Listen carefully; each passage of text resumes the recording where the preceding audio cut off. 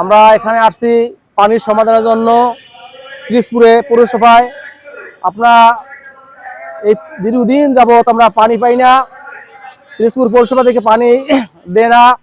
আমরা যখন পানি পাই না তখন পৌরসভায় ফোন দিই, তখন বলে যে পানি দেওয়া হবে অমুক সময়, টাইম দেয় সকাল 7টায়, না দুপুর 2টায়, নাইলে রাত সন্ধ্যা 7টায়, কিন্তু আসলে পানি তারা দেয় না। না দেওয়ার পূর্বে আমরা পৌরসভা আসার পরে আজকে আমরা মানববন্ধন করি।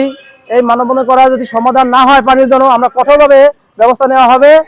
আর এই পৌরসভায় আমরা 60 টাকার বিল থেকে 400 টাকার বিল দিই পানি, এবং 120 টাকা থেকে 800 টাকা বিল দেওয়া হয়, তারপর আমরা পানি পাই না। কিন্তু পানির তো অপর নাম জীবন। এই পানি নিয়ে আমাদের খাওয়ার, গোসল এবং সব কাজই, পানি ছাড়া কোনো কাজই করা যায় না, কিন্তু পানি থেকে আমরা বঞ্চিত কেন? ধন্যবাদ আপনাকে। আসলে আপনারাও জানেন যে পিরোজপুরে পৌরসভায় দীর্ঘদিন পানির সমস্যা, প্রায় 1.5 মাস ধরে পানি পাচ্ছে না, মানুষ রাস্তায় নেমে আসছে। আসলে পানি যদি না থাকে তাইলে বড় সমস্যা হয়েছে যে হসপিটাল ক্লিনিকে যে রোগীগুলো আছে সেই রোগীগুলোর ভীষণ বড় সমস্যা হয়। এবং এই শহরে যারা ঘরবাড়ি ভাড়া দেয় এবং ভাড়াটিয়া নেমে যায়, ভাড়াটিয়া থাকতে পারতেছে না, এবং যারা শিশু আছে, বৃদ্ধ আছে, তাদের জন্য সমস্যা। পানি একটা নিত্য প্রয়োজনীয় সমস্যা। পানি যদি না থাকে কোনো কাজই করা যাচ্ছে না। সেই ক্ষেত্রে পিরোজপুর পৌরবাসী পানির সংকটে 1 মাস যাবত। তা আমার কথা হলো যে 1 মাস এই সমস্যাটা, যেহেতু পিরোজপুর পৌরসভার 2 সাইডেই 2টা মিষ্টি নদীর আছে প্রবাহিত, তা থাকা সত্ত্বেও কেন পানির সমস্যা? আমি মনে করব যে এই পিরোজপুর পৌরসভার যারা দায়িত্বশীল জায়গায় আছেন তাদের অবহেলার কারণে, তাদের দায়িত্ব থাকার সত্ত্বেও দায়িত্ব পালন না করার কারণে এই সমস্যাটা দীর্ঘদিন থেকে শুরু হয়ে আসছে। এটা একদিনের সমস্যা না, দীর্ঘদিনের সমস্যা। দীর্ঘদিন থেকেই শুরু করা উচিত। এখন কেন সমস্যা সমাধান করার জন্য এই পৌরবাসী নেমেছে? আমি এর তীব্র নিন্দা জানাই। পৌরবাসীর এই ব্যবহার করার জন্য পৌরবাসীর কাছে আবেদন করতেছি, এই আপনারা সবাই নেমে আসুন। আমি প্রাথমিক অবস্থায় আমার দাবিটা উত্থাপন করতে চাই এই কারণে যে পিরোজপুরে যে পানির সমস্যা, এই সমস্যাটা আসলে পিরোজপুরের বিগত দিনে, আমি যে জন্মগতভাবে পিরোজপুরের নাগরিক, সে হিসাবে আমি দেখতে দেখতে আসছি সেই মান্দাতা আমলের মেশিন, মান্দাতা আমলের পাইপলাইন সাপ দিয়ে কাজ করানো হইতেছে। আমরা কিন্তু আপডেট হচ্ছি, কিন্তু এই ক্ষেত্রে পৌরসভার ক্ষেত্রে আপডেট হচ্ছে। আদারওয়াইজ অন্য জেলায় আপনি যাবেন, সেখানে 24 ঘন্টা পানি থাকে, এখানে 24 ঘন্টা দূরের কথা, ডেইলি দুইবার দেয় শহরে, এবং দক্ষিণ অঞ্চলে দেয় একবার।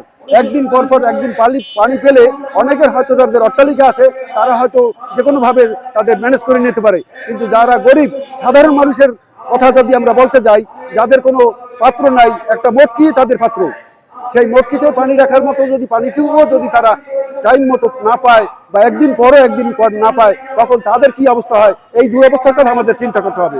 আজকে দুরবস্থা থেকে বের হইতে হলে আমাদের ঊর্ধ্বতন পিরোজপুরে যারা বিভিন্ন চেয়ারে অধিষ্ঠিত আছেন তাদেরকে দৃষ্টি আকর্ষণ করে বলছি, তারা আপনারা উদ্যোগ নেন। এটা কারো ব্যক্তিগত সমস্যা না, এটা সবার সমস্যা।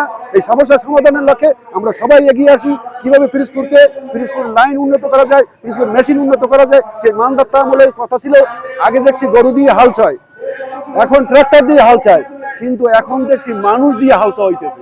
এই মানুষ দিয়ে হাল চাওয়া বন্ধ করতে হবে। বন্ধ করে আপনারা এগিয়ে আসেন, কোথায় বরাদ্দ আনা যায়, কিভাবে পিরোজপুর জেলাকে এগ্রেডের মতো করা যায়, এবং আধুনিক জেলা হিসাবে পানির ব্যাপারটা অন্তত সম্পন্ন করতে পারি। এইভাবে আমাদের সবাইকে এগিয়ে আসতে হবে। পানি না পেলে আমাদের খাওয়া দাওয়া বন্ধ হচ্ছে, এমনকি যেটা মানুষের প্রতিনিয়ত নিয়তের যে ডাক, সেই নিয়তের ডাকের পানিটাও আমরা অনেক সময় পাই না। আপনাকে, আপনারা সবাই জানেন, আমরা সবাই অবগত যে পিরোজপুরে পানির সংকট দীর্ঘদিনের একটি সমস্যা। এই সমস্যার পিছনে অনেকগুলো কারণ আছে। বিগত দিনে যারা ছিলেন তারা একটু দায়িত্বশীল হলে এই সমস্যাটা সমাধান করতে পারতেন, কিন্তু তারা কেন করেননি সেটা আপনারাও জানেন। যেহেতু পিরোজপুর পৌরসভায় অনগ্রেডেড পৌরসভা হওয়া সত্ত্বেও পিরোজপুর জেলা কিন্তু দুর্নীতির জন্য আলোচনায় ছিল। সুতরাং এই পানির সংকটের পিছনে দুর্নীতি রয়েছে কিনা সেগুলো আপনারা খতিয়ে দেখবেন, যেহেতু আপনারা জাতির বিবেক।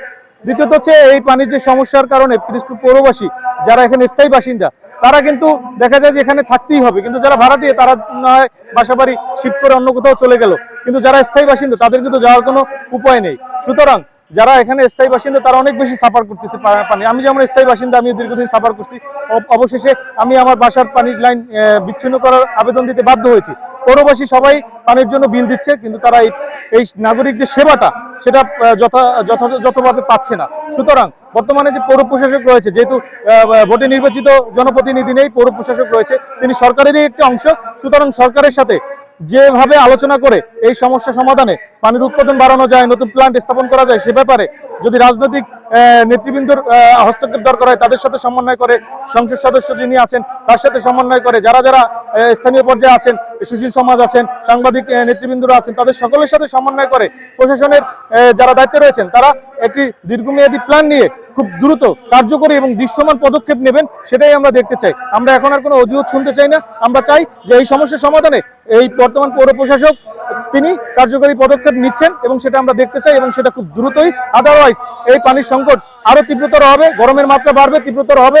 সামনে এই আমাদের প্রাণকেন্দ্রিক একটি সদর হাসপাতাল, পানির সংকটের কারণে হাসপাতালের রোগী থেকে শুরু করে সাধারণ বাচ্চারা বিভিন্ন ধরনের রোগে আক্রান্ত হচ্ছেন, এবং যেহেতু হামের প্রকোপ বেড়ে গেছে, সুতরাং গরমের সাথে সাথে পানির প্রয়োজনটাও বেশি হয়। 9 লক্ষ যেখানে আমাদের প্রতিদিনের চাহিদা, সেখানে আমরা পানি পাচ্ছি মাত্র 3 লক্ষ কিংবা তার কম। সুতরাং এই তিনের এক উৎপাদন দিয়ে পিরোজপুরবাসীর যে প্রতিদিনের চাহিদা সেটা পূরণ করা কোনোভাবেই সম্ভব না।